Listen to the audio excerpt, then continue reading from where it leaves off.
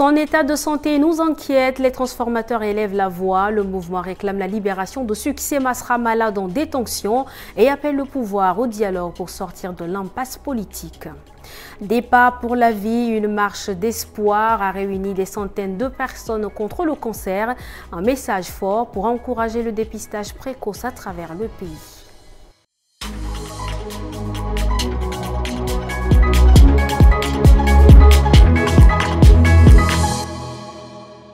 Le 19h45 du week-end, bonsoir et bienvenue si vous nous rejoignez. Ce matin, à leur siège, les membres du mouvement Les Transformateurs ont élevé la voix. Leur requête, la libération provisoire de Succès Masra, président du parti Les Transformateurs, dont l'état de santé se serait récemment dégradé. C'était également l'occasion pour le parti d'appeler le pouvoir en place au dialogue et à la réconciliation à Taranaïdongarti. Succès Masra souffrirait de sérieux problèmes respiratoires, ont affirmé les responsables du parti après une consultation médicale jugée préoccupante. Les avocats de l'ancien Premier ministre et président du parti Les Transformateurs ont aussitôt déposé une demande de libération provisoire, souhaitant qu'il puisse recevoir des soins à l'étranger.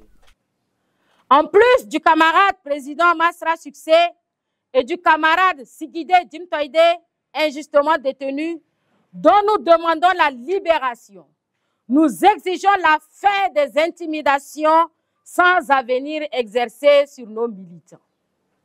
Ceux qui se livrent à ces filatures, appels et menaces ou organisations des faux ralliements doivent réaliser que c'est peine perdue, car le cœur du peuple bat pour la justice et le changement. Cette prise de parole fait suite à un communiqué publié jeudi dernier sur la page officielle du parti, évoquant déjà des inquiétudes quant à la santé de leur leader. En réaction, le porte-parole du gouvernement, Gassim Chérif, a tenu à rassurer Succès Masra se porte bien, son état ne nécessite pas d'évacuation.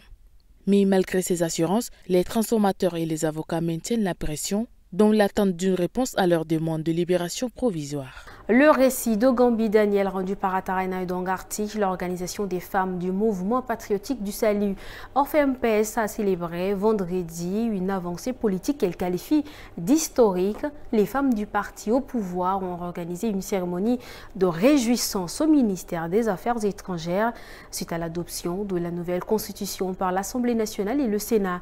Une réforme qui allonge désormais la durée du mandat présidentiel à 7 ans et celui des députés à 6 ans. Reportage de Solmengar Maxime, Focal Boabsolo. Drapées aux couleurs du parti, les militantes ont salué la récente modification de la Constitution adoptée par les deux chambres du Parlement tchadien.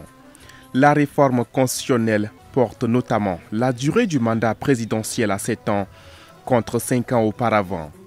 Les députés verront quant à eux leur mandat prolongé à 6 ans.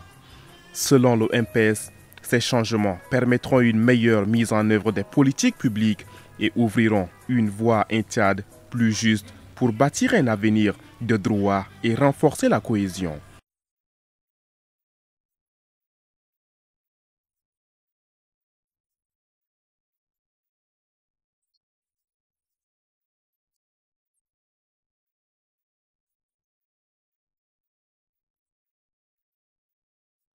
Pour l'heure, le parti au pouvoir savoure sa victoire politique. Une étape de plus dans la mise en œuvre de la nouvelle constitution qui redéfinit les règles du jeu institutionnel au Tchad.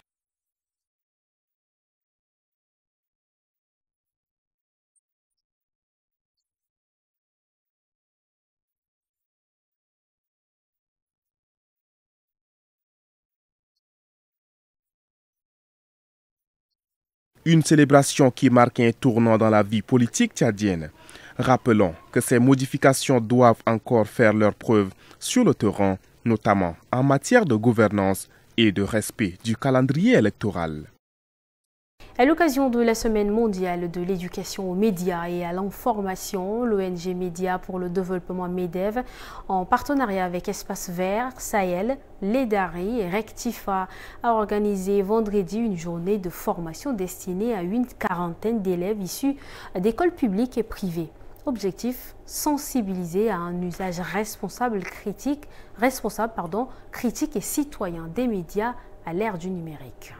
Les ateliers étaient interactifs, mêlant discussions, jeux pédagogiques et activités pratiques. Les participants ont découvert les notions essentielles de désinformation, de protection de vie privée et de gestion de l'image numérique. Pour les organisateurs, cette formation constitue une étape importante dans l'éducation des plus jeunes à un usage éclairé et responsable des médias. Nous avons organisé cet atelier, c'est dans le cadre de la semaine mondiale de l'éducation aux médias et à l'information promue par l'UNESCO. Donc on a essayé de faire un projet pilote au niveau national et nous espérons que pour les prochaines initiatives, on va amplifier et étendre l'initiative à d'autres zones géographiques pour un grand bénéfice. À la fin de la session, les enfants sont repartis mieux informés, conscients de leur rôle dans la lutte contre les fausses informations et la promotion d'un Internet plus sûr. Durant le partage de tout à l'heure, j'ai appris que quand on nous donne certaines informations, nous devrons les remettre en question, nous devrons les remettre en cause, nous devons savoir d'où ces informations sont tirées, l'origine, qu'est-ce qui s'est produit avant de les affirmer. Et si nous le pouvons, nous devrons faire de petites recherches avant de les accepter. Et vous devrez vous rassurer de plus en plus si l'information que vous avez publiée est vraie ou est fausse. Ce n'est pas bien de diffuser les fausses informations. Et j'ai aussi retenu qu'il y a aussi des ateliers, il y a des médias qui diffusent des fausses informations.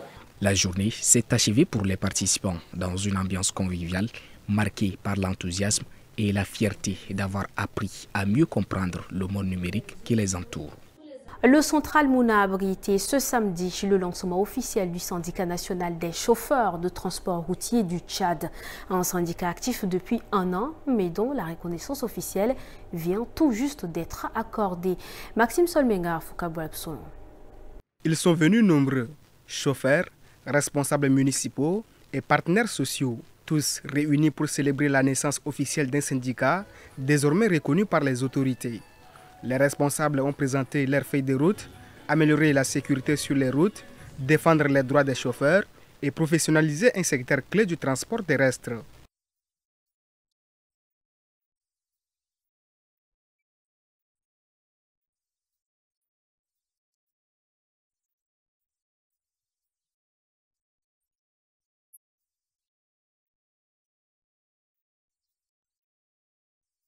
Le syndicat rassemblait déjà des chauffeurs venus de toutes les régions du pays.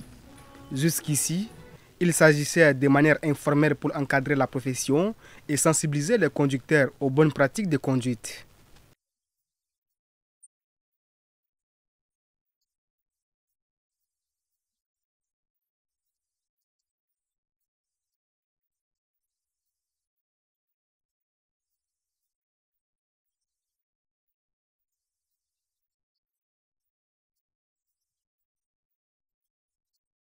Avec cette reconnaissance officielle, l'organisation compte étendre son action sur tout le territoire et peser davantage dans le développement économique du pays. Les rideaux sont tombés ce samedi 25 octobre sur le Salon des carrières organisé conjointement par la Society of Petroleum Engineers et le ministère du pétrole, des mines et de la géologie.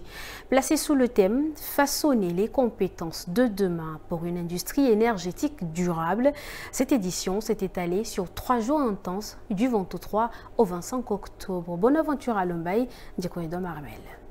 Pendant ces 3 journées, les participants ont multiplié les échanges, conférences, débats, panels thématiques et rencontres directes entre jeunes talents et entreprises du secteur. En clôturant officiellement les travaux, les autorités ont réaffirmé leur engagement à soutenir ce projet phare, tout en invitant les acteurs à appliquer concrètement les compétences acquises pour transformer l'industrie. À vous étudiants et jeunes professionnels, je souhaite dire ceci. Vous avez désormais entre les mains des outils, des contacts et une meilleure compréhension des réalités du secteur. Ne laissez pas cette flamme s'éteindre. Continuez d'apprendre, d'oser, de vous surpasser. Notre pays a besoin de vous, de vos idées, de votre énergie et de votre vision. La cérémonie s'est achevée avec la remise des prix de distinction aux entreprises partenaires et sponsors, saluant leur contribution essentielle à la réussite de cet événement. Dans le cadre de la lutte contre le cancer, le ministère de la Santé publique et de la Prévention, à travers son programme national de lutte contre le cancer, a organisé une marche sportive baptisée Marche d'espoir en collaboration avec ses partenaires. L'objectif est de sensibiliser la population sur l'importance du dépistage volontaire. Reportage de Boyom Créos, Nyakingem Karine. Ce matin, la ville de N'Djamena s'est parue de rose. Dès 8 heures, plusieurs centaines de participants se sont élancés du rond-point Hilton jusqu'à l'espace Fest Africa à Moursal. Une marche symbolique, porteuse de messages forts. Encourager le dépistage précoce du cancer du sang et du col de l'utérus. Deux maladies qui continuent de faire de nombreuses victimes au Tchad.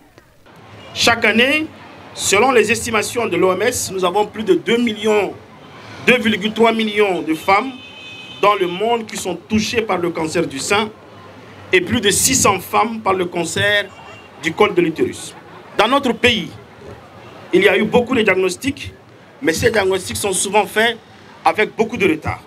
Présente à la cérémonie, la ministre de la Femme et de la Petite Enfance, Kitoko Ngatangoulou, a salué cette initiative et appelé les femmes à briser le silence face à la maladie. Aujourd'hui, nous disons non au silence tous ensemble. Nous disons oui à la prévention contre les cancers et oui au dépistage, mais aussi à la vie. La marche s'est achevée dans une ambiance conviviale, marquée par la signature d'engagement sur le mur d'espoir. Un geste symbolique qui traduit la détermination des autorités tchadiennes à intensifier la lutte contre le cancer et à promouvoir un dépistage régulier pour sauver des vies. Nyakingem Karine, rendu par Abiba Ngueni, et dans le même ordre d'idées, la Ligue tchadienne de lutte contre le cancer a elle aussi organisé ce samedi la marche de l'espoir.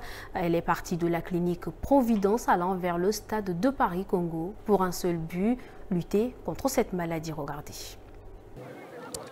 La présente marche d'espoir que nous venons d'accomplir est un message fort adressé à l'endroit de la population. Car marcher 30 minutes par jour est une véritable prévention, non seulement contre le cancer, mais aussi contre les maladies cardiovasculaires et le diabète. Et c'est sur ces images que nous bouclons cette édition. Merci à vous, chers téléspectateurs, de l'avoir suivi. Bon week-end chez vous.